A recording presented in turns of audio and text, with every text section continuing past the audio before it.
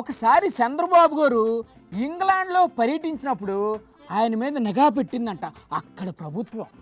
ఆయన ఎక్కడికి వెళ్తే అక్కడికి గూఢసార్లు కూడా ఫాలో అయ్యారంట. బాబు గారు ప్రతి కథలకును గమనిస్తూ పరిస్థితిని ఎప్పటికప్పుడు హెడ్ ఆఫీస్కు చేరవేసేవారట. ఏంటిదంతా నిజమే అనుకుంటున్నారా? బాబు గారే చెప్పారండి బాబు. కావాలంటే మీరే వినండి. నమస్కారం సార్, ఇప్పుడు ఏం ప్రోగ్రాం నడుస్తుంది సార్? ఆవకాయ్ అమరావతి ఫెస్టివల్. ఆహా, avakaya Amaravati festival. Very good very good, పేరు చాలా బాగుంది.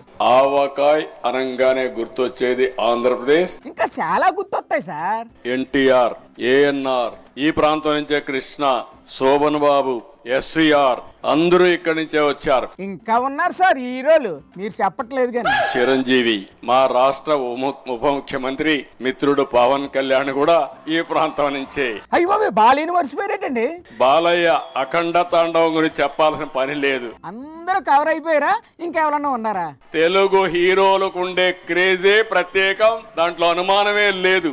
అవును సార్, బాలీవుడ్ లో కూడా మన వాళ్ళు హవానే నడుస్తుంది ఇప్పుడు. మంత్రి గారు కందుల దుర్గేశం గారంటూ ఈ ప్రాంతాన్ని కోహినూర్ అన్నాడు గాని కోహినూరు దొరికిందే ఈ ప్రాంతంలో.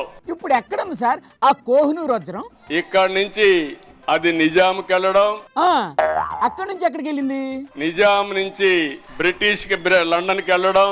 కూసింత మీ ఇన్ఫ్లుయెన్స్ ఉపయోగించి ఆ కోహినూర్ వజ్రాన్ని తీసుకురావచ్చు కదా సార్. నేను ఒకసారి లండన్ కి వెళ్ళి మీ ఎగ్జిబిషన్ కి వస్తారంటే మీరు వస్తే దాన్ని డిమాండ్ చేస్తారని వాళ్ళు నా మీద ప్రత్యేకమైన ఇంటెలిజెన్స్ పెట్టే పరిస్థితికి వచ్చారు. అయ్యో బాబోయ్, మీ మీదనే నిఘా పెట్టారంటే వాళ్ళకి మీ గురించి తెలిసిపోయి ఉంటుంది సార్. అయినా సరే మీరే ఎలాగోలాగా ఆ కోహినూర్ని తీసుకురావాలి సార్. ప్రశాంతంగా ఉంది, చాలా హ్యాపీగా ఉంది. మిమ్మల్ని చూస్తుంటే ఇక్కడే ఉండిపోవాలనిపిస్తా ఉంది.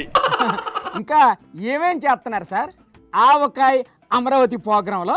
ఇంకా మంచి కల్చరల్ ప్రోగ్రామ్స్ ఉన్నాయి. ఏదేమైనా కల్చరల్ ప్రోగ్రామ్స్ పెట్టడంలో మీ తర్వాత సార్ ఎవరన్నా